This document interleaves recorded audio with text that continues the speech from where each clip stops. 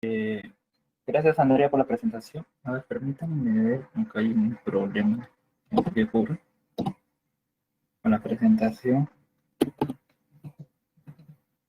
A ver, denme un minuto.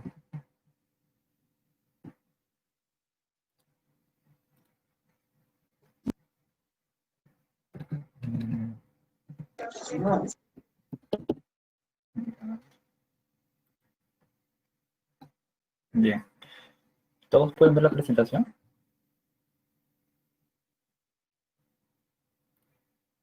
Sí, doctor, sí se ve. Ya, bueno. Más bien, por favor, al usuario que está con la cámara prendida, apagarla. Bueno, buenas noches con todos. Gracias, Andrea, por la presentación. El día de hoy vamos a empezar el rol de exposiciones, ¿no? Con el primer tema, que es gripe y resfriado común. Es un tema, si bien es cierto, sencillo, pero son motivo de consulta, muy frecuentes en lo que es la práctica clínica, así que vamos a empezar. Bueno, primero hay que diferenciar anatómicamente las vías respiratorias altas de las vías respiratorias bajas. ¿Por qué? Porque las infecciones en cada una de estas áreas son totalmente diferentes y van a tener sus propios orígenes, sus propias etiologías, su propia fisiopatología, ¿no?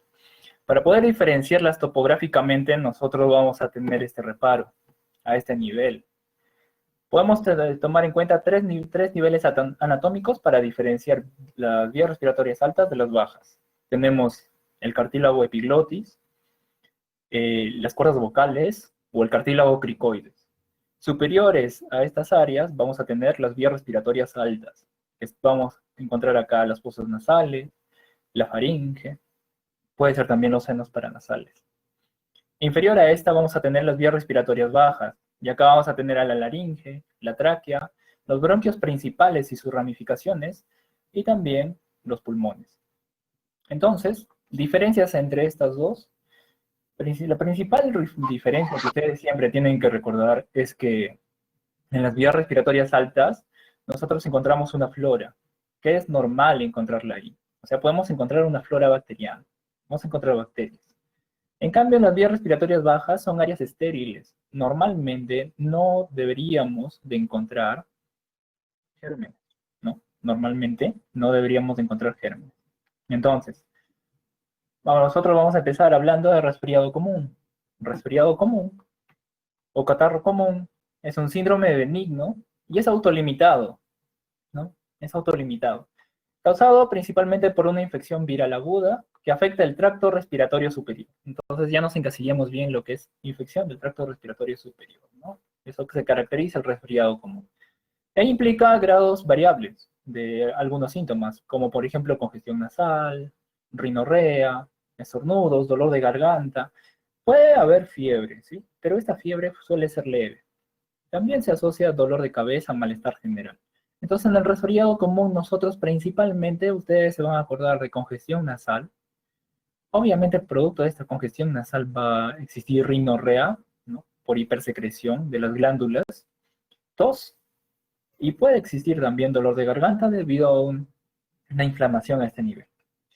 El resfriado común es una entidad separada y claramente diferente de otras patologías bien específicas, ¿no? Y comunes también, como la faringitis, influenza, bronquitis aguda, la rinosinusitis, que es la sinusitis, ¿no? Bacteriana aguda, rinitis alérgica, la tosferina. Son cuadros, es una entidad totalmente separada de estas.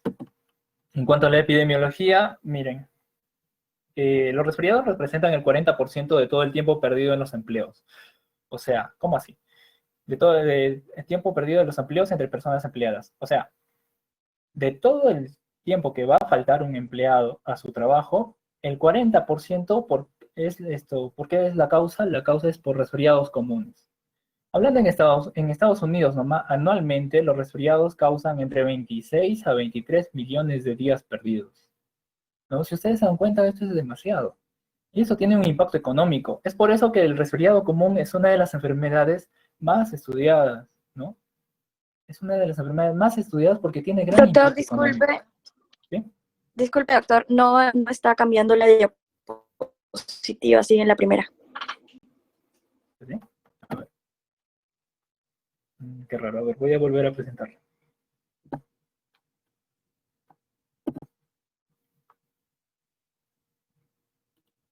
Ya. ¿Pueden ver? No, doctor, sigue en la misma diapositiva. Qué raro, a ver. A ver, voy a apagar esto y voy a compartir los datos.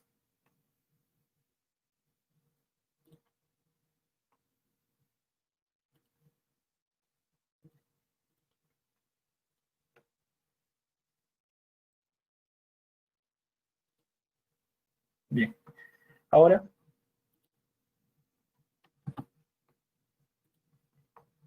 ¿ya?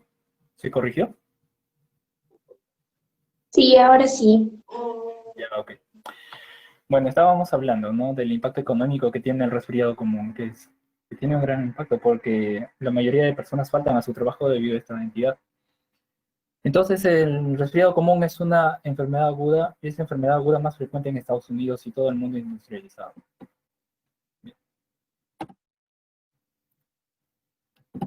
Ya. Ahora, hablando de las causas, la etiología del resfriado común, la principal etiología es por un virus, que se llama rinovirus. El rinovirus es en proporción anual, ocupa del 30 al 50%, ¿no? Es el principal agente causal. Y en segundo puesto tenemos al coronavirus. Pero dentro del coronavirus nosotros tenemos algunas cepas, la alfa, la beta. Principalmente vamos a tener a la alfa. La beta no, ¿por qué? Porque la beta es la que estamos teniendo hoy en día nosotros, la pandemia, ¿no? El coronavirus, el SARS-CoV, pertenece a la cepa beta. Esta de acá estamos hablando del alfa, es más benigna. Ahora, es el resfriado común, hablando de los virus, tienen comportamiento estacional. Si nosotros hablamos de rinovirus y parainfluenza, vamos a ver que principalmente se van a encontrar a finales de la primavera y priman durante el otoño. Si hablamos del virus sincitial respiratorio y el coronavirus, suelen producir epidemias en invierno y primavera.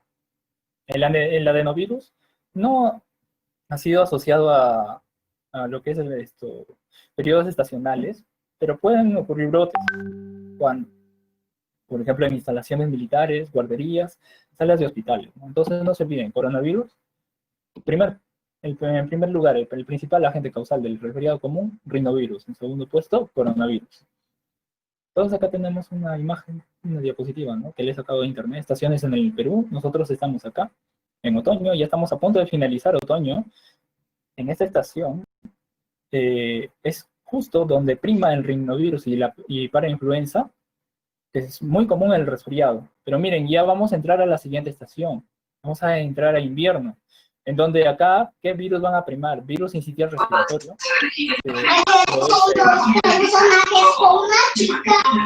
que produce y el virus de la influenza, que esa es la que produce la gripe, ¿no? Entonces vamos a tener cuadros de gripe. Esto es importante saberlo, ¿por qué? Porque probablemente a partir del 21 de junio vayan a existir brotes de gripe que vayan a ser confundidos con la pandemia, ¿no? En casos de COVID. En cuanto a la transmisión, puede ser por contacto manual directo de persona infectada a otra persona o indirecto a través de una superficie. Por ejemplo, acá esta niña, ¿no? Es muy frecuente que si hay un niño resfriado en la casa, se vayan a contagiar todos, ¿no? Se vayan a contagiar todos. Se va a contagiar la mamá, se va a contagiar el papá. Si tiene hermanos pequeños, puede ser que también se contagien, ¿no? Puede ser por gotitas pequeñas, como por ejemplo el estornudo, la tos. Ya saben, acá salen las gotitas que más pequeñas, menores a 5 micras. Algunas de ellas quedan suspendidas y pueden, dependiendo del peso del virus, pueden ir a 1 metro, a 2 metros, ¿no? Expandirse. O por gotas grandes, ¿no? Por gotas grandes. La transmisión por gotas grandes generalmente requieren un contacto más cercano y más íntimo con la persona, como por ejemplo esta imagen, ¿no? Esto, principalmente. Bien. Dentro de los factores de riesgo para tener resfriado común, los niños de las guarderías. Basta que un niño esté resfriado, puede ser que contagie a todos, ¿no? Ese niño va a estornudar, por ejemplo, ¿no? Va a estornudar. Y los virus se van a tender a depositar en las superficies y como vemos acá en la imagen, ¿no? Los niños se meten todo a la boca, se va a contagiar también. El estrés psicológico, nosotros, bueno, ustedes como estudiantes de medicina y los médicos estamos sometidos a gran estrés. De manera, siempre se ha dicho que el estrés disminuye el sistema inmunológico y esto es un factor de riesgo para coger un resfriado, ¿no? El ejercicio físico moderado, ¿no? Se dice que la pandemia, el confinamiento, la cuarentena no es una limitación para poder realizar ejercicio, ¿no? Eso depende de cada uno. ¿De qué? ¿Qué les marca? Nada. Creo que por favor, se les pide que apaguen sus micros. Chicos, apaguen sus micrófonos. Bueno. Las personas que tienen menos horas de sueño y trastornos del sueño también se ha asociado, ¿no? Se ha asociado a una susceptibilidad a lo que es el resfriado común. Y lo que siempre nos han dicho, quizás nuestras abuelas, nuestras mamás, que si tú te expones a un ambiente frío, te vas a resfriar. Pero no existe una base científica para la noción popular, ¿no? Que un clima frío aumenta la susceptibilidad a enfermedades respiratorias. No hay una base científica para eso. Otros factores de riesgo, recuerden esos 4 grupos principalmente, que incluyen enfermedades crónicas. Las enfermedades cardiovasculares, acá estamos hablando de hipertensión arterial principalmente, diabetes mellitus, ¿no? Enfermedades respiratorias crónicas, como por ejemplo el EPOC, el EPIT, fibrosis pulmonar idiopática, ¿no? Y otras, y los pacientes con cáncer. Los pacientes con cáncer de por sí ya son pacientes inmunodeprimidos, que son ya un grupo de riesgo para esa enfermedad. Los trastornos de inmunodeficiencia congénita, ¿no? Tenemos múltiples enfermedades acá. Desnutrición y también fumar cigarrillos. Se asocian bastante. Dentro de las manifestaciones clínicas, las manifestaciones clínicas, los síntomas del resfriado común son insidiosos, ¿no? O sea, empiezan poco a poco. Y lo que más lo que más caracteriza a esta enfermedad es esto: secreción nasal y sequedad, y picazón de garganta, ¿no? Es lo que más caracteriza. La tos es común y la tos puede aparecer después, ¿no? Después del inicio de la secreción nasal. La tos se agrega. La fiebre es raro en adultos, muchas veces no se encuentra fiebre en los adultos. Y si es que hay fiebre, principalmente es en los niños, ¿no? En los niños. Y la fiebre no es de alta intensidad, tiende a ser baja. 37.8, 37.7, ¿no? No es alta, como febrículas principalmente. Se puede asociar también a algún grado de malestar general, dolor de cabeza, presión o molestias de oídos, ¿no? Y cara. O sea, es un cuadro benigno, como lo pueden ver. En cuanto a la secreción nasal, miren en la imagen, acá podemos ver una secreción nasal clara y acá una secreción purulenta, ¿no? En el mismo niño. Clásicamente, a nosotros en semiología, ¿no? Cuando estamos en la universidad nos dicen, si hay una secreción purulenta, eso se asocia mucho a bacterias. Y una secreción purulenta semiológicamente se asocia a un cuadro de sinusitis. Pero la presencia de purulencia sola no puede distinguir entre un resfriado o una infección sinusoidal. Eso ya depende de tu evaluación clínica, ¿no? Por ejemplo, acá en la imagen, aparentemente yo lo veo tranquilo este niño, ¿no? No lo veo irritable, no lo veo lloroso. La secreción nasal coloreada es una fase autolimitada normal que se puede presentar en el resfriado no complicado, ¿no? ¿Qué nos haría sospechar, por ejemplo, de que este niño probablemente tenga una sinusitis? Por ejemplo, dolor a nivel de los senos, ¿no? Dolor a nivel de los senos al examinar. Pero está tranquilo. Así que muchos pacientes y médicos atribuyen erróneamente la importancia diagnóstica del color de la secreción nasal al tomar las decisiones sobre el uso de antibióticos. Dicen, secreción purulenta, ya, entonces eso es bacterias, ¿no? Entonces hay que darle antibióticos. No, no es así. Es algo normal en el resfriado común. ¿Bien? Periodo de incubación, ¿qué es el periodo de incubación? El periodo de incubación es es el tiempo que va desde el momento del contacto con el material infeccioso, con el virus, con el rinovirus, hasta el inicio de los síntomas, ¿no? Normalmente va de 1 a 3 días, como pueden ver. ¿Cuánto persiste? ¿Cuánto dura un resfriado? De 3 a 10 días, ¿no? Puede autolimitarse en 3 días y puede durar por ejemplo, 10 días. Inclusive, no se ha reportado que el 25% de los pacientes pueden tener síntomas hasta 2 semanas, ¿no? ¿Pero en qué pacientes? En pacientes fumadores, principalmente. La tos, en cuanto a la tos, que era el síntoma que se agregaba a la secreción nasal, puede aparecer después de la resolución de otro síntoma, ¿no? Puede ser el último síntoma, ¿no? Desaparecer la tos. Entonces, el diagnóstico principalmente es clínico. Clínico me refiero a que nosotros tenemos que hacer una buena historia clínica y examinar al paciente, ¿no? Un buen examen físico. Entonces, con eso nos basta para hacer el diagnóstico. Nos basamos en los síntomas informados por el paciente, ¿no? Vamos a preguntar por si es que hay rinorrea, ¿no? Le preguntamos, frecuentemente son niños los que van a la emergencia, ¿no? Por resfriado. ¿Con qué color es el mosquito? Si es claro, si es purulento, qué otros síntomas se ha asociado, ¿no? Si ha tenido fiebre, todo esto. Al examen físico puede revelar inyección conjuntival, ¿no? Puede haber inyección conjuntival, puede existir también un eritema, faringe congestiva, ¿no? Faringe congestiva puede haber, es algo normal dentro del resfriado. Cuando nosotros vamos a examinar pulmones, vamos a ver que el murmullo vesicular pasa bien en ambos campos pulmonares, no vamos a encontrar un ruido agregado, ¿no? Esto es lo normal que vamos a encontrar en el resfriado, como un niño que está aparentemente bien, lo vemos bien, y al examinarlo, los pulmones no encontramos nada. El aparato respiratorio no encontramos nada positivo en el examen. Dentro de los exámenes auxiliares que podemos pedir, bueno, si tú sospechas de complicaciones, puedes pedir una radiografía de tórax, ¿no? ¿Cómo así complicaciones? O sea, como dentro de la fisiopatología ustedes sabían, les hablé de que existía una congestión nasal, ¿no? Esta congestión nasal, este exceso de moco, puede ayudar a la proliferación bacteriana.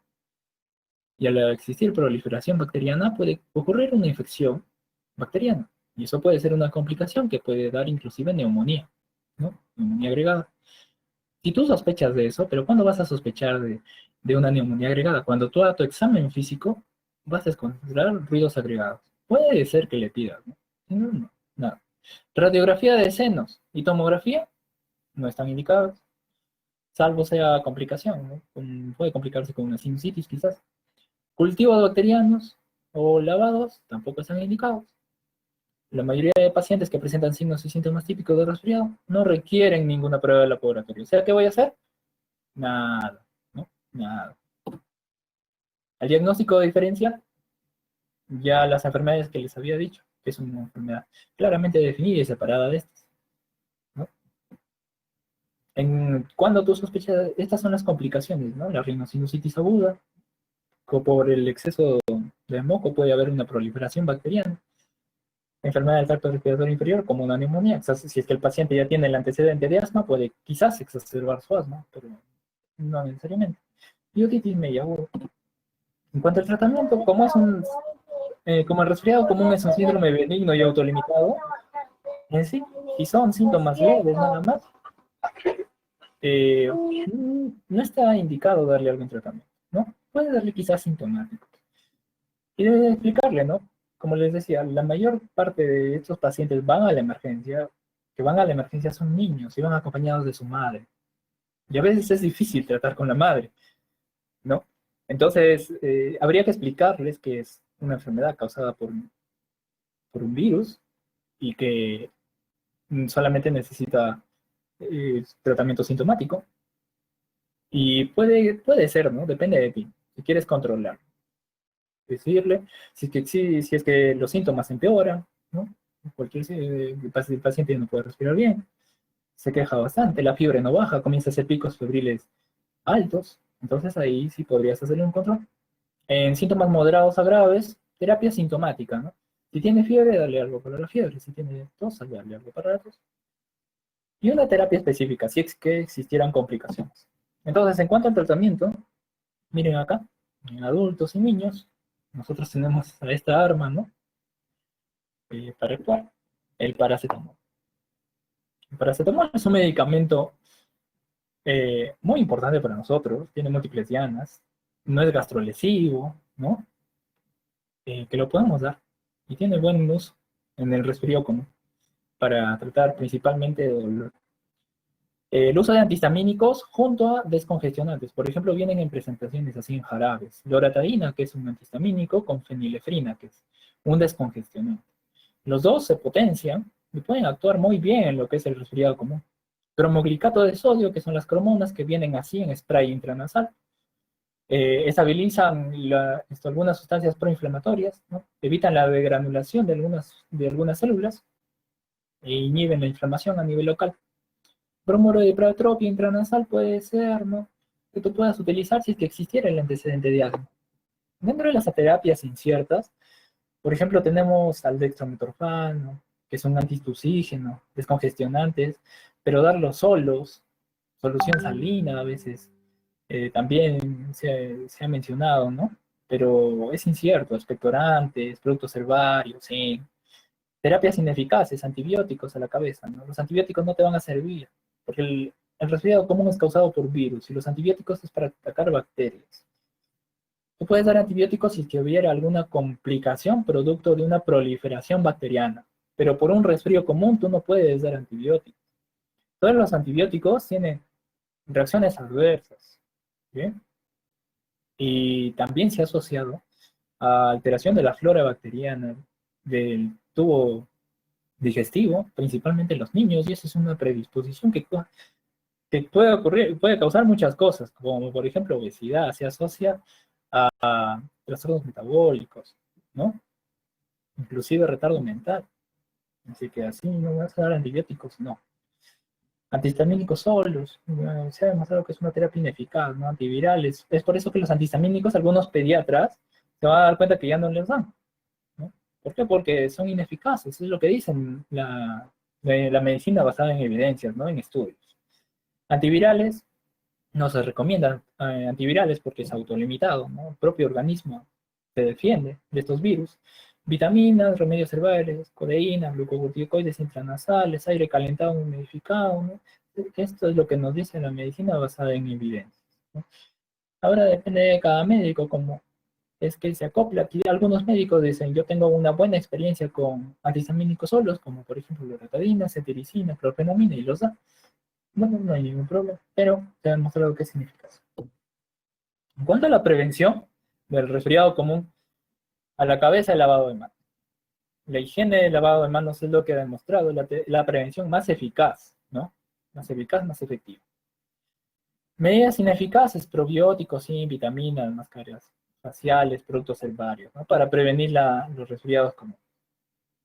No se han demostrado, ¿no? Como pueden ver, el resfriado común es una patología benigna que se autolimita. ¿Y cómo lo vas a manejar? Principalmente sintomáticos. A la cabeza, tu paracetamol. Con tu paracetamol y tus antihistamínicos y descongestionantes, te puedes dar una buena terapia, ¿no?, para estos pacientes. Bien, ahora sí pasamos al siguiente tema: gripe, la influenza. Este sí es de tener mayor cuidado, ¿no? No es como un resfrío, que es una enfermedad benigna, ¿no? Puede ser que en la mayoría de personas tenga un curso benigno, pero es impredecible, ¿no? La gripe es impredecible. Entonces, la gripe es causada por el virus influenza A y B, ¿bien? A y B. Lo característico de este virus es que tiene una capacidad notable de sufrir cambios periódicos en cuanto a sus características antigénicas. ¿Cómo así? Tiene dos glicoproteínas en su envoltura. Va a tener a la hemaglutinina, ¿sí?, a la hemaglutinina y a la neuraminidasa. Neuraminidasa. No se olviden, en el virus de la influenza. Debido a las mutaciones de estas dos glicoproteínas es que el virus va a mutar, ¿no? Y eso es los cambios periódicos de las características antigénicas. El virus muta. Tenemos tres subtipos de hemaglutininas: H1, H2 y H3. Y tenemos dos subtipos de neuraminidasas, N1 y N2. El virus de influenza B, a diferencia del virus de influenza A, tiene menor propensión a cambios antigénicos. Es por eso que el virus de influenza B tiene si es que produce gripe, tiene un curso más benigno, a comparación de la influenza A. La influenza A es el virus que hay que tenerle un poco de temor, ¿no? Hay que tenerle respeto a este virus, porque puede ocasionar la muerte de nuestro paciente.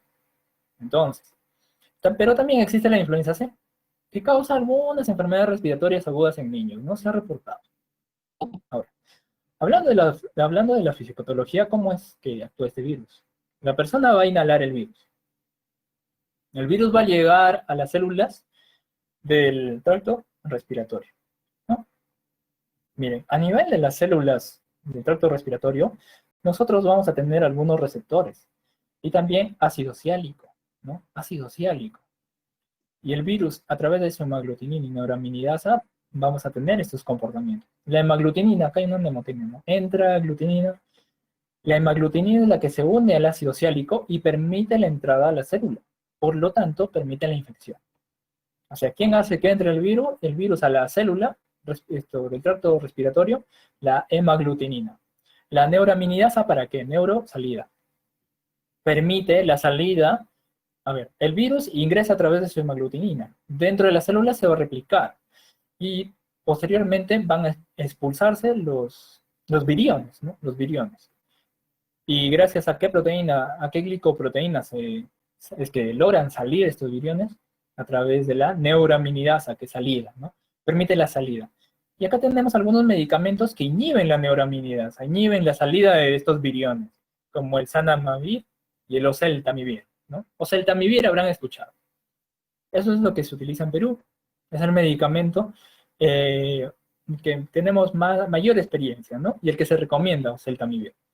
Entonces, sabemos que el virus ingresa, puede ser que ya sea arriba, en la parte media o en las vías respiratorias inferiores, va a atacar a las células con las que tiene contacto, va a destruir su ácido, va a unirse el ácido ciálico con la hemaglutinina, va a entrar, posteriormente, miren, va a haber infección donde los virus se van a transportar al parénquima, van a llevar a la sangre y de la sangre se va a repartir, ¿no? Se va a transportar a múltiples órganos, ¿no? Es por eso que la influenza puede causar disfunción multiorgánica, porque de lo que estaba contenido en los pulmones se puede transmitir hacia múltiples órganos y va a causar su disfunción.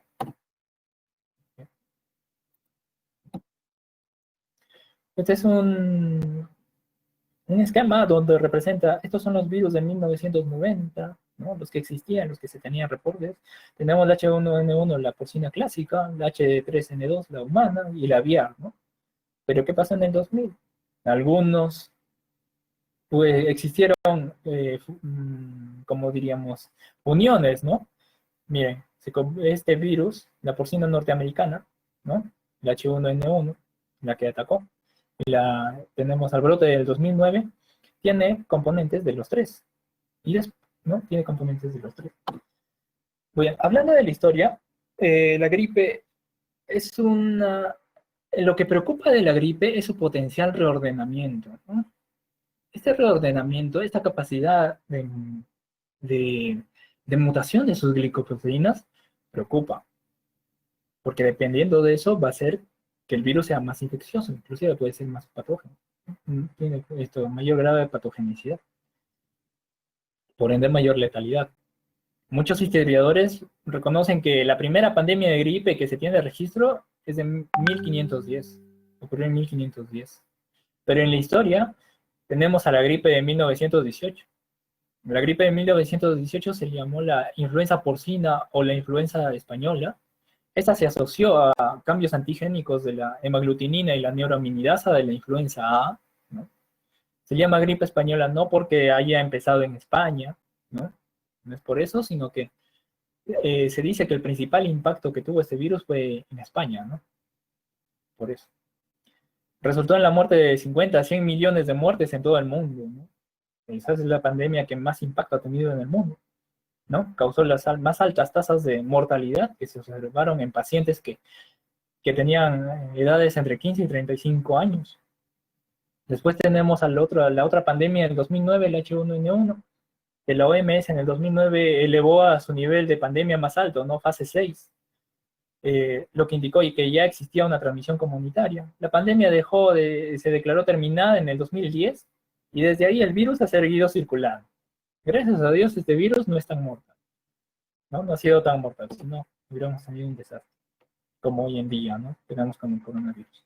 Después tenemos dos brotes del H3N2, entre el 2011 al 2016 ha habido algunos reportes de brotes, y la última, la aviar, la H7N9, en primavera del 2013, ¿no? Bien. Miren, acá tenemos una imagen del hospital estadounidense por Ridley, ¿no? En 1918, estamos hablando en la gripe española. Este es un hospital de este año, hospital de campaña IFEMA en Madrid, ¿no? Hemos regresado, hemos retornado. Entonces, la mortalidad de la gripe, ya hablando actualmente, no es para desestimarla. La gripe ocasiona entre 291.243 muertes a 645.832 muertes, con una tasa en todo el mundo que va de 4 a 8.8 por cada 100.000 habitantes, ¿no? O sea, no es un número bajo. Hay que tener cuidado con este virus. La transmisión es semejante al resfriado común, ¿no? Pero principalmente se da por esto, por tos, estornudos, por microgotas, ¿no? Principalmente. El periodo de incubación es diferente al de la gripe. La gripe va de 1 a 3 días, esta va de 1 a 4 días. Un día más, ¿no? En promedio 2. El contagio, se ha detectado que los pacientes pueden transmitir, los pacientes que ya que están infectados por el virus de la influenza, pueden transmitir ya el virus de la influenza 24 a 48 horas antes del inicio de la enfermedad, ¿no? 24 a 48 horas antes del inicio de la enfermedad. Y generalmente tienen títulos mucho más bajos ya cuando están enfermos. Y pueden transmitir hasta 10 días. En cuanto a las manifestaciones clínicas, a diferencia de la gripe, que teníamos un curso más insidioso, ¿no? Que empezaba poco a poco, puede iniciar con rinorrea y después se agrega tos, acá no. Los síntomas son extremadamente debilitantes, ¿no? Pueden ser que sea extremadamente debilitante. La influenza en sí, en la población general, es autolimitada. O sea, no necesita ningún tratamiento, necesita principalmente sintomáticos. Pero ahí nos referimos a la influenza no complicada, ¿no? Que es lo que hace la mayoría en la población general. Pero sin embargo, se asocia a una mayor morbilidad y mortalidad en ciertas poblaciones de alto riesgo. Y a esa la vamos a llamar influenza complicada. Hablando de influenza no complicada, ¿qué es lo que se caracteriza acá? Fiebre brusca, ¿no? Lo que les decía, la aparición brusca de principalmente fiebre, ¿no?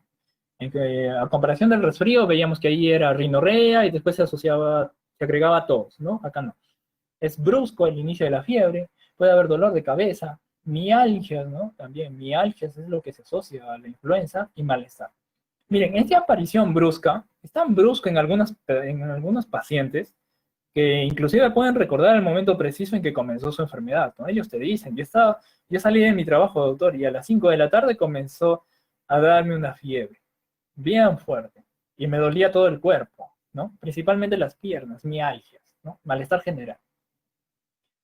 Estos síntomas también se acompañan de enfermedad del tracto respiratorio, como tos no productiva, dolor de garganta, secreción nasal, o sea, como un resfrío, ¿no? Pero se caracteriza el inicio brusco de la fiebre. Los hallazgos típicos, dolor de garganta, mialgias, fiebre, pueden estar ausentes quizás, pero pueden predominar síntomas generales, como anorexia, malestar general, debilidad y mareos, también se asocia a la influenza. Ahora, en cuanto a la fiebre, a diferencia del resfrío común, en el resfrío común hablábamos de los adultos a veces hacen fiebre, y si hacen fiebre, suelen hacer febrículas, ¿no? En la influenza vamos a ver que la fiebre va de 37.8 a 40 grados Celsius. Son fiebres altas y de aparición brusca, no se olviden, ¿no? Y la fiebre suele ser mayor en los niños. Entonces, eso es influenza no complicada. Puede haber quizás alguna adenopatía cervical, y es más frecuente, y si estuviera adenopatía cervical es más frecuente en pacientes jóvenes, ¿no? Más frecuente ahí. El examen físico en la no complicada, en el examen físico generalmente es normal, no hay gran alteración, ¿no? Es normal. Los hallazgos de laboratorio no son útiles en la no complicada. Si es que tú puedes pedir un hemograma, ¿no? Quizás, y si es que te sale más de 15.000 células, el total de glóbulos blancos, ¿no? Más de 15.000 células, ahí tú puedes sospechar de una superinfección bacteriana, o sea, una infección bacteriana agregada a esta. Bien, los pacientes con influenza no complicada generalmente mejoran gradualmente, al cabo de 2 a 5 días puede durar la influenza. Y acá vamos a ver la influenza complicada. Esta es la que nosotros tenemos que tenerle temor. Esa es la que mata. Bien. La principal complicación es la neumonía. La neumonía primaria por influenza, ¿no? Que suele ser más grave. Y tenemos la neumonía bacteriana secundaria. O sea que primero hizo un cuadro de influenza y después hubo un crecimiento bacteriano, ¿no? Pero el producto de este cuadro inflamatorio, un crecimiento bacteriano y que produce una neumonía bacteriana secundaria. ¿Cuándo tú sospechas de neumonía bacteriana secundaria? Esta de acá tiene alta mortalidad y tiene mayor mortalidad en mayores de 65 años. Pero ¿cómo tú puedes diferenciar? Generalmente tú puedes sospechar de esta cuando ya el paciente ha tenido un periodo de mejoría inicial y posteriormente recae, ¿no? Recae el paciente. Se exacerba la fiebre, ¿no? Se exacerba. Y los síntomas respiratorios también se van exacerbando. El esputo, ¿no? El esputo, la expectoración suele ser purulento. Y puede haber en la radiografía infiltrados pulmonares, pero bien localizados, ¿no? Lo que hace una neumonía bacteriana, bien localizado. Acá vemos una radiografía, por ejemplo, donde tenemos algunos infiltrados, un patrón algodonoso, ¿no? Por acá, por acá, por acá, por acá. Acá también, miren, es más diseminado. Esto es influenza. Esto es causado. Esto es una neumonía viral cuando es así, diseminado. Bien, diseminado. ¿Cómo diferenciamos de una neumonía bacteriana? La neumonía bacteriana principalmente es más localizado, ¿no? Se localiza, se define muy bien acá, el patrón, ¿no? En cambio acá es más diseminado, los infiltrados. Así diferenciamos una neumonía viral o atípica de una neumonía bacteriana típica, ¿no? Principal. Bien. Y ahora, hablando de la influenza complicada, se puede complicar con cualquiera de estas manifestaciones, ¿no? Puede existir síndrome de dificultad respiratoria, ¿no? Existir síndrome de dificultad respiratoria, una disfunción orgánica multisistémica, ¿no? Una disfunción de múltiples órganos. También puede hacer una miositis y una rhabdomiólisis. ¿Por qué se va a producir? ¿Por qué se produce esto? En sí la patogenia no se conoce bien por qué es que produce inflamación muscular y destrucción muscular, que esta es la rhabdomiólisis, ¿no? Si es que existiera destrucción muscular, vamos a tener un cuadro que se llama mioglobinuria, con insuficiencia renal asociada. ¿Cómo así? Producto de la rhabdomiólisis, de la destrucción del músculo, ¿bien? Del producto de la destrucción del músculo, vamos a tener algunas sustancias, como la mioglobina. Y esta mioglobina, al eliminarse a través del riñón, se filtra a través del glomérulo, es tóxico para las células de los túbulos renales y puede producir un cuadro de insuficiencia renal asociada. Estos pacientes que hacen rhabdomiólisis suelen requerir terapia de hemodiálisis de soporte hasta que se logre eliminar la mayor cantidad de mioglobina. También se asocia miocarditis y pericarditis, ¿no? Que produce este virus, miocarditis y pericarditis. Infarto agudo, ¿no? Un infarto al miocardio. Afectación del sistema nervioso central, puede existir encefalopatía, encefalitis, mielitis transversa, la meningitis aséptica. Meningitis aséptica quiere decir cuando tú tomas muestra de líquido cefalorraquídeo, le haces gram, le estudias bacterias, buscas algunos virus y no lo encuentras, ¿no? Pero tiene todo el cuadro clínico de una meningitis y existe pleocitosis. Aparentemente no encuentras ninguna causa bacteriana, ninguna causa viral, pero es porque tú no has estudiado específicamente para qué virus, ¿no? Si es que forma parte, es un tema, ¿no? Meningitis aséptica que es producida por múltiples etiologías, dentro de ellas la influenza. Síndrome de Guillain-Barré, la desmielinización de los nervios periféricos, también. En cuanto al diagnóstico, a diferencia del resfrío común, que el resfrío común se diagnostica clínicamente nada más, acá tenemos un diagnóstico de laboratorio y un diagnóstico clínico. ¿Cuál se ha demostrado que es el mejor? Depende, ¿no? Depende. Ambos son buenos, ¿no? Ambos son buenos. El diagnóstico de laboratorio se reserva más para pacientes hospitalizados, para que tú ya sepas cuál es la etiología de su proceso infeccioso, ¿no? el diagnóstico de laboratorio. El diagnóstico clínico principalmente se recomienda para pacientes que no requieren hospitalización, o sea, los pacientes que los vas a manejar de manera ambulatoria. En ellos tú puedes hacer diagnóstico clínico. Ahora, ¿qué ventajas tiene el diagnóstico de laboratorio? Que esta de acá puede reducir el uso inapropiado de los antibióticos, puede mejorar la efectividad de las medidas de prevención y control de las infecciones, ¿no? Y aumentar el uso apropiado de medicamentos antivirales. Quizás esas son las ventajas que tiene el diagnóstico de laboratorio. Entonces, si tu paciente se va a hospitalizar, si tú ves el paciente, tiene algún grado de disfunción orgánica, ves que sospechas de una complicación, puede ser una miositis, una pericarditis, un infarto, una afectación afectación del sistema nervioso central, o una neumonía por influenza, ahí se recomienda hacerle el diagnóstico por laboratorio, ¿no? O cuando sospechas influenza en este grupo de alto riesgo, ¿no? Por ejemplo, grupo de alto riesgo, niño menor de 5 años, especialmente los menores de 2 años. ¿Bien? Especialmente menores de 2 años, hospitalízalo. Adulto mayor de 65 años, van a encontrar que el punto de corte de 65 años en temas de neumología se repite. Se toma en cuenta también como criterio para lo que es criterio de hospitalizar una neumonía. Adulto mayor de 65 años. Mujeres embarazadas y hasta 2 semanas después del parto. Las mujeres embarazadas de por sí son pacientes inmunodeprimidas y estas, por el mismo hecho de ser pacientes inmunodeprimidas, tienen un alto riesgo de padecer complicaciones de la influenza.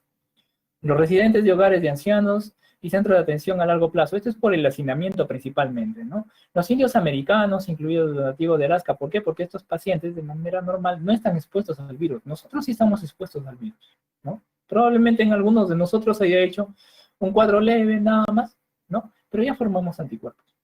Pero estos pacientes no están expuestos. ¿Qué otras afecciones médicas, no? Asma como antecedente, afectaciones neurológicas, enfermedades pulmonares crónicas, ¿no? Como el EPOC, fibrosis quística, enfermedades cardíacas, enfermedad cardíaca congénita, ¿no? Una insuficiencia cardíaca congestiva, o el antecedente ya de infarto, ¿no? O que sea coronario, ¿sí? O que tenga un síndrome coronario. Trastorno de la sangre, como células falciformes, el sistema endocrino, un paciente diabético, ¿no? Eso es lo que más nos representa. Trastornos renales, por ejemplo, cuadros de insuficiencia renal, malformaciones renales que tengan implicancia fisiológica. Trastornos del hígado, pacientes con cirrosis, ¿no? Acá. Trastornos metabólicos, trastornos hereditarios y trastornos mitocondriales, acá tenemos las famosas MELAS. Pacientes inmunodeprimidos de por sí, ya sea adquirida, como por ejemplo pacientes con VIH, SIDA, cáncer, o medicamentosa, los pacientes que están recibiendo quimioterapia, radioterapia, reciban glucocorticoides de manera crónica. Estos de acá son medicamentos que deprimen la inmunidad.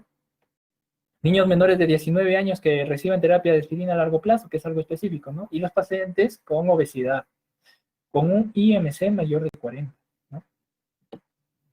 Entonces acá tenemos algunas pruebas de diagnóstico que utilizamos para la influenza. Entonces, ¿cuándo tú vas a hacer esta? Cuando tu paciente se va a hospitalizar, ¿no? Cuando se va a hospitalizar y tú sospechas de influenza, tienes que asegurar el diagnóstico, porque si tu paciente se está hospitalizando es por algo, porque tú has sospechado de alguna complicación, y esta complicación se puede asociar otra, puede llevar a una disfunción multisistémica, ¿no? Y el paciente fallece. Entonces tú le haces el diagnóstico para darle tratamiento específico. Puedes hacer esto, PCR, que es la mejor. Reacción en cadena de polimerasa. Acá detectamos el ADN viral. Podemos hacer también cultivo viral, ¿no? Se cultiva en las placas Petri. Estas son las placas Petri y se aísla y se cuantifica el virus. Pruebas serológicas tenemos el ELISA, ¿no? El ELISA. Y también inmunofluorescencia. Inmunofluorescencia donde se ve en un microscopio en campo oscuro y brilla, ¿no? Por los anticuerpos que se generan. Bien. En cuanto al tratamiento, hay 3 clases de medicamentos. Tenemos los inhibidores de neuraminidasa. ¿Recuerdan? Estos de acá impiden la salida del virión, ¿no? Ezanamivir o Celtamivir. Del que se van a acordar siempre, y el que tenemos en el país, y el mejor, Oseltamivir, ¿ya? Oseltamivir. Son activos contra la influenza A y B. Tenemos también un inhibidor de endonucleasa, esta enzima que actúa, ¿no? Para su replicación. Por ejemplo, el único medicamento es Valoxavir. También es activo contra la gripe A y B, contra los dos tipos de influenza. Y un tercer grupo, los adamantos. Pero, ¿qué pasa con los adamantos? Se ha reportado ya que existe resistencia, es por eso que no se utilizan ya en Estados Unidos, salvo en circunstancias bien específicas, ¿no? Que tú sospeches de que todavía no haya resistencia. Esto principalmente ya lo manejan los infectólogos, ¿no? Entonces, cuando tú vas a iniciar tratamiento, hecho el diagnóstico, inicias tratamiento, lo más precoz posible, ¿bien? Se inicia con lo más prontitud que tú puedas. La terapia antiviral, principalmente con el oseltamivir, que es un inhibidor de neuraminidasa, ¿no? O puedes utilizar también Valoxavir, ¿no? Pero el tratamiento se inicia lo más precoz posible y disminuye los síntomas de la influenza en aproximadamente de medio a 3 días, ¿no? Mejora el paciente. Entonces, la terapia antiviral reduce la gravedad y la incidencia de influenza, ¿no? Se tiene que iniciar tratamiento lo más antes posible y se prefiere que en las primeras 48 horas de la enfermedad se ha reconocido que es más eficaz estos medicamentos antivirales. Recuerda, los pacientes con enfermedad grave, los que pertenecen al grupo de riesgo que ya habíamos hablado, ¿no? O que tú sospechas de una complicación, deben recibir terapia antiviral. El oseltamivir es el medicamento preferido para la influenza grave, incluida en el tratamiento de la infección de influenza que requiere hospitalización por el tracto respiratorio inferior, como por ejemplo neumonías. Y este es el que se prefiere en el tratamiento de mujeres embarazadas y en lactantes, ¿no? O sea, oseltamivir, no hay pierde.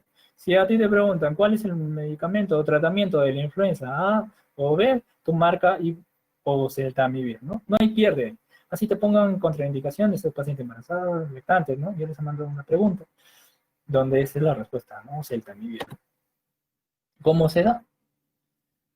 Viene en tableta, se da en 75 miligramos por vía oral, ¿no? En tabletas 2 veces al día, a las 12 horas de oseltamivir, durante 5 días. Esa es la duración de la terapia recomendada. Puedes utilizar oseltamivir de 150 miligramos, ¿no? Vía oral, 2 veces al día, pero para este tipo de influenza aviar, ¿no? La H5N1. Acá tenemos algunas dosis.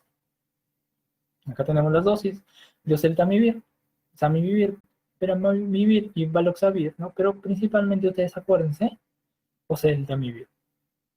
La quimioprofilaxis se utiliza para los pacientes que han tenido contacto, ¿no? Y que pertenezcan al grupo de riesgo que ya habíamos hablado.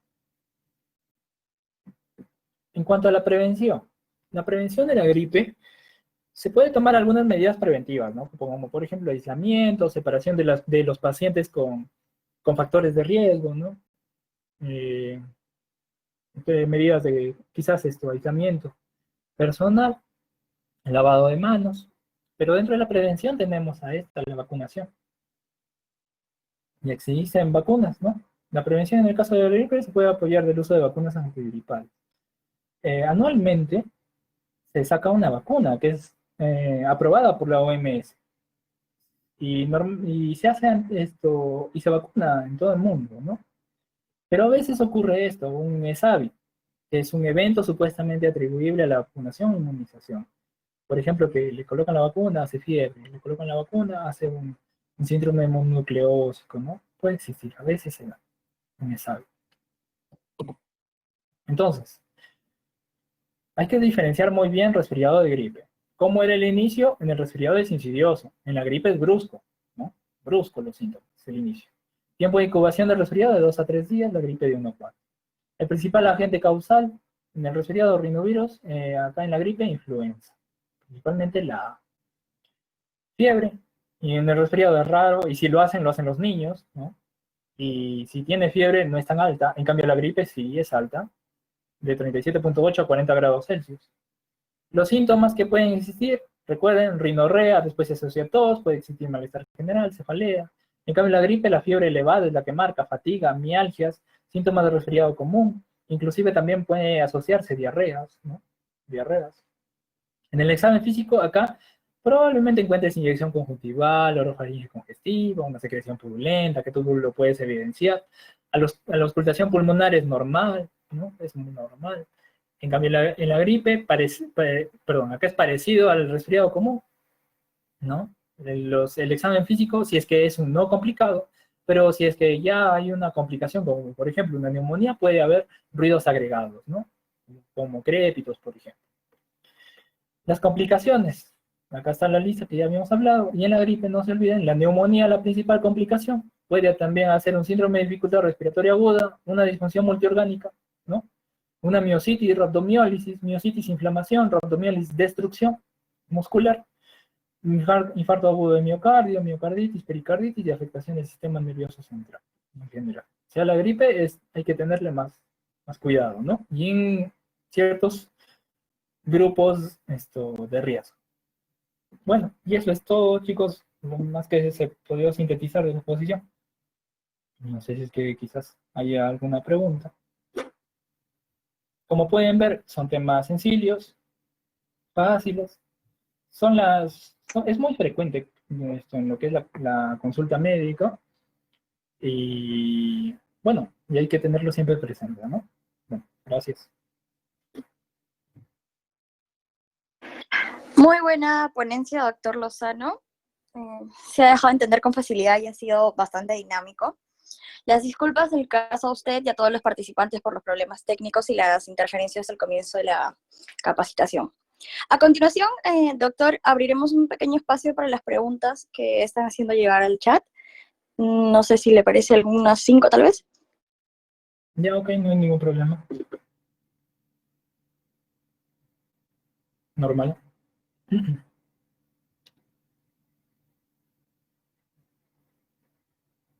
Listo, doctor. Entonces, la primera pregunta sería, en la consulta particular, ¿cómo diferenciar puntualmente el resfrío de una gripe? Principalmente por esos síntomas, ¿no? Lo que les había dicho. El resfrío tiene un curso más insidioso. Empieza poco a poco los malestares, ¿no? Los malestares empiezan poco a poco. En cambio, la gripe es brusco, el inicio. Recuerda la clínica del resfrío, cómo inicia. Rainorrea, después se asocia tos, pero tú ves al paciente, puede tener cierto grado de malestar general, pero tú ectoscópicamente tú lo ves bien al paciente con resfriado, ¿no? Tú lo ves bien. En cambio, la gripe es más explosivo el inicio de sus síntomas, es brusco, y los síntomas son más agresivos que la gripe. Fiebre elevada, fatiga, mialgias. A veces los dos, el cuadro clínico de los dos es inconfundible. Esto es difícil de diferenciar, ¿no? Es difícil de diferenciar, ya que tienen los mismos síntomas.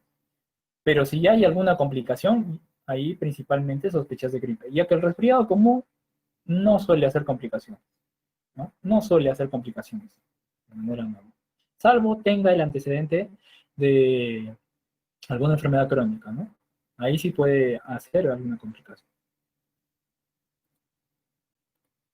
Es lo principal. Listo, doctor. Ay, perdón. ¿Puedo seguir? ¿Sí? Bueno, Ya. ¿otra Ok. pregunta? En caso de ser alérgico al oseltamivir, ¿qué medicamento daría? Alergia al oseltamivir. Bueno, es probable. Acá tenemos los otros. Podemos utilizar del otro grupo, ¿no? Valoxavir también. Valoxavir. Es el siguiente medicamento que se puede utilizar, ¿no? Ya que los oseltamivir, zanamivir y peramivir pertenecen a la misma familia y puede haber hipersensibilidad cruzada. En ese caso podemos utilizar ese medicamento, Valoxavir.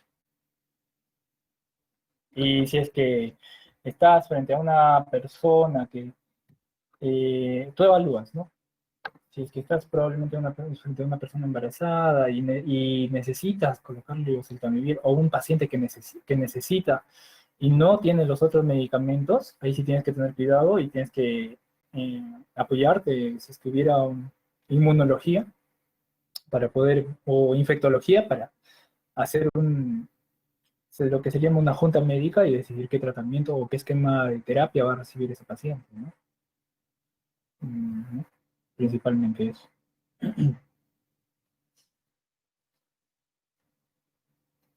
Ya. Doctor, nos preguntan, ¿cuántos días es el tratamiento para el resfriado común? El resfriado común, el tratamiento es sintomático, ¿no? Normalmente lo que se hace es, a ver, si tiene fiebre y rinorrea, tú puedes dejarle quizás la cetiricina por un antihistamínico, ¿no? Tipo cetiricina, clorfenamina por unos 3 días, ¿no? Puedes darle 3 días. O, y si es que está haciendo fiebre, puedes dejarle paracetamol, ¿no? Paracetamol condicional a la fiebre. Si es que hace fiebre, que tome paracetamol. O si quieres ya tener más seguridad, dejarle paracetamol cada 8 horas. O si hace, tiene picos, tiene fiebre a repetición, puedes dejarle cada 6 horas por unos 3 días. 3 días. Y explicarle al paciente, si es que ya no tiene fiebre y ya no tiene dolor, ya no pues, tome paracetamol, ¿no? Mm, Esto ya, porque en sí, si es que no hay ninguna complicación, si es que es un resfriado común, no necesita ningún tratamiento. Pero bueno, puedes dejarle su paracetamol. 3 días a 5 días puedes dejarlo, ¿no? Depende de Doctor, la gravedad de sus síntomas. Bien. bien. La siguiente pregunta es, me gustaría saber si tanto la gripe como el resfrío común mal curados podrían llevar a tener una bronquitis crónica o solo uno de los dos. Ya. A ver. El resfrío común se autolimita, ¿no? Por definición, se autolimita. Lo que podría dejar alguna secuela quizás son sus complicaciones. Las complicaciones del resfrío común. De complicaciones, por ejemplo, una sinusitis, ¿no? Una otitis media. Eso de acá sí puede dejar quizás alguna secuela, ¿no? Sus complicaciones. Hablando de la gripe es su complicación, por ejemplo, una neumonía primaria. Cuando hay una neumonía primaria hay un proceso de inflamación a nivel del parénquima pulmonar, ¿no? Y al haber un proceso de inflamación en ese nivel, va a existir una inflamación, no solamente conlleva la destrucción y el ataque al agente patógeno, no. La inflamación termina cuando hay una reconstrucción del tejido, pero se va a reconstruir con un tejido fibrótico, ¿no? Fibrótico. Se va a reemplazar ese tejido que ya no va a quedar igual, ¿no? Puede quedar como secuela daño pulmonar permanente, ¿no? Un daño que va a quedar de por sí. Principalmente este daño se da en los pacientes adultos. En los pacientes niños no, porque nosotros podemos ver, por ejemplo, neumonías en los niños que son bien agresivas y puede haber gran destrucción, pero recuerden, en los niños los pulmones se van a terminar de desarrollar inclusive hasta los 5 a 8 años, dice la literatura. Entonces está todavía en desarrollo los pulmones de los niños. En ellos sí se puede recuperar, pero en los adultos no. Producto de esta inflamación, de este ataque nocivo al virus, puede ocasionar fibrosis, ¿no? Se puede fibrosar el pulmón. O si no, puede haber que quedaría como secuela alguna de sus complicaciones, ¿no? Una rhabdomiólisis te va a llevar a una insuficiencia renal, si es que tú no sabes controlar, ¿no? Miositis, miocarditis, pericarditis también. Se fibrosa el pericardio. ¿Sí? Listo, doctor.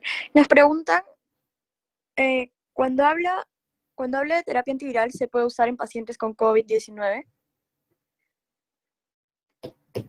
Ah, bueno,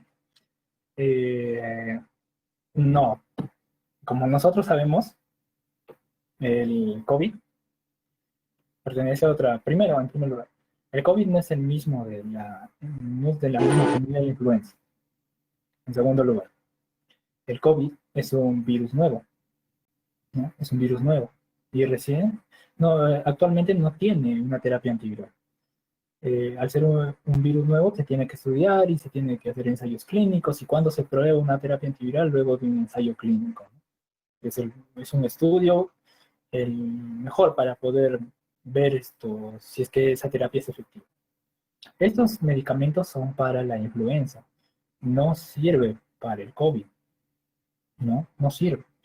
Eh, entonces, para poder utilizar estos medicamentos habría que primero hacer el diagnóstico, ¿no? Por laboratorio, ya sea PCR, ELISA, inmunofluorescencia, los diferentes exámenes que se pueden hacer, ¿no? Y también tomar como diagnóstico diferencial, o como estamos en un ambiente de pandemia, todo lo que sea resfrío, ¿no? Todo lo que sea neumonía, todo paciente que tenga síntomas respiratorios actualmente se lo maneja como COVID, ¿no? Se lo maneja como COVID, porque el virus está en la población.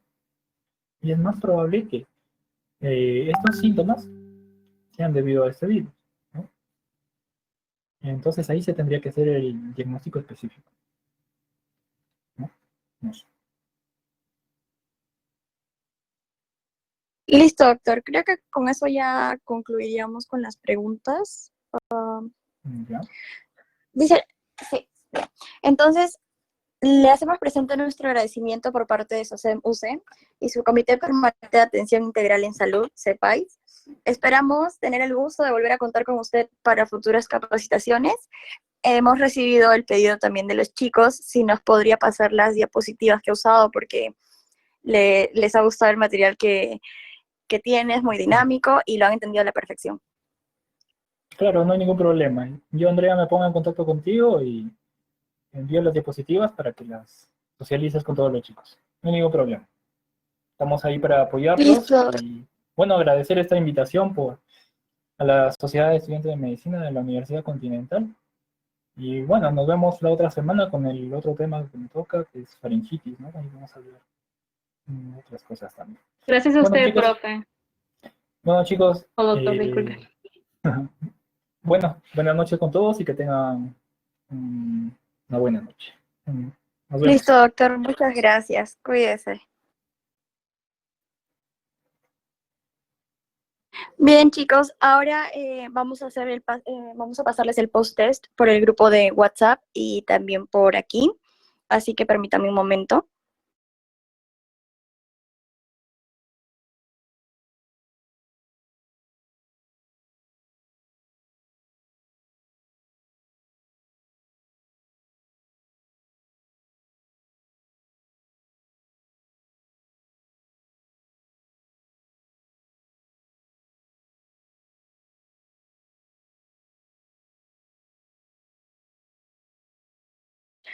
Bien, chicos, van a tener tiempo para llenarlo hasta las 9:40. Creo que es tiempo suficiente para que todos puedan lograr llenarlo.